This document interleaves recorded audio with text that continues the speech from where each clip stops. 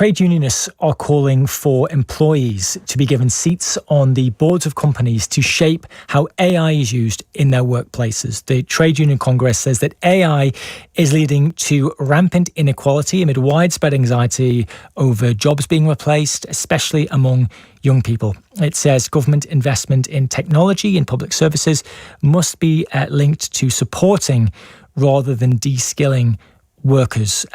Speak more about this. Very interesting. AI, there are so many twists and turns in the ongoing, rapidly developing story that is AI and how it is impacting our life. Let's speak to Dr. Kendra Breichman from Strathclyde Business School. Her research focuses on how AI is reshaping the world of work. And Dr. Gareth Murphy also joins us. Gareth is Head of Industrial Relations at the Financial Services Union, who has researched the impact of AI on this industry. Kendra, if I can start with you, please. Are trade unions right to be concerned? Is AI inevitably over time going to replace large numbers of jobs? I think the trade unions are totally right of wanting to have a say on fundamental changes when it comes to workplace organization. And it's funny, I speak also as a native German. So in Germany, the industrial relations are totally different. So their trade unions have a fundamental right. That's just our system of industrial relations, to be informed and to have a seat and a say and some voice when it's about changes that impact on performance management, on control and surveillance, and on job cuts, of course, as well. So I'm highly in favor because we see a shapeshift here. And I think my colleague Gareth from the trade union will have a further insight on that. Yeah, but before we get to Gareth, Kendra, I just want to ask, has the process of AI replacing jobs on a global level, has that not already started? And if it has started, is it not too late for some workers, therefore, to take action? I would say it's not too late because if you think about it, technological adaptation, what we see on the front is a lot of talk still, and we see the large companies that might be able to invest, but even there change is slow. If you think about, yes, Microsoft, to name one, might have rolled out Copilot and we all are faced with it now, but that doesn't mean that immediately organizations could tap into that as a source of productivity and get rid of workers. So we are in a kind of wave of changes that's pretty uncoordinated on many levels. We all might use generative AI tools without our employers maybe even knowing about it and how we use it and if it's even productive. Yeah. So it's quite interesting. It's very dangerous to say, oh, let's get rid of workers because we can do that with AI. At least the Gen AI tools that kind of create the words for us, supposedly, are still far too prone to make mistakes and to give false information, which is then often called hallucination. Well, let's touch more on this then. Gareth, we've previously heard, and Kendra kind of alludes to it there, lots about AI replacing roles in, creative sectors. So script writing, publishing, other roles in TV and film. But what about financial services then? What roles do your members feel could be at threat or are at threat?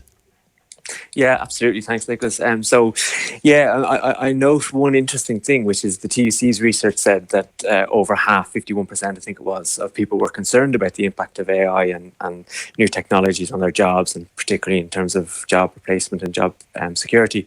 But we did research actually specifically of the finance and tech sector of our own members, and the findings were significantly higher. So 88% of respondents in our research who work in the finance and tech sector believe that AI will lead to job displacement. And one of the reasons I think that the level is so significantly higher in finances and tech is because the point you made earlier, they're actually seeing AI be implemented and introduced already. It's not a hypothetical scenario that's going to hit in 5 years' time or 10 years' time. So you mentioned Copilot, like for example, AIB Bank has purchased up to 10,000 licenses of Microsoft Copilot and will be slowly implementing Copilot on a phased and trained basis over the coming months. But you can see how immediately staff in that particular bank will be anxious about the future of their jobs. So I think particular sectors and roles are vulnerable. We would have a concern. Our research also suggested that entry-level roles in particular are vulnerable, and again you'll be able to visualize how repetitive tasks can be reduced down, and so that would leave some entry level roles at risk. So there are particular cohorts of workers. I don't mean to cut across, Gareth, but just a wee bit pushed on time, but this is important, because appointing employees to the boards of companies, that would have to be a voluntary move, would it not, from each individual company? You couldn't legislate for something like that. This has to be a voluntary move by individual companies. Well, it can be a voluntary move for sure, but you actually can legislate for these things, as my colleague from Strathclyde pointed to earlier.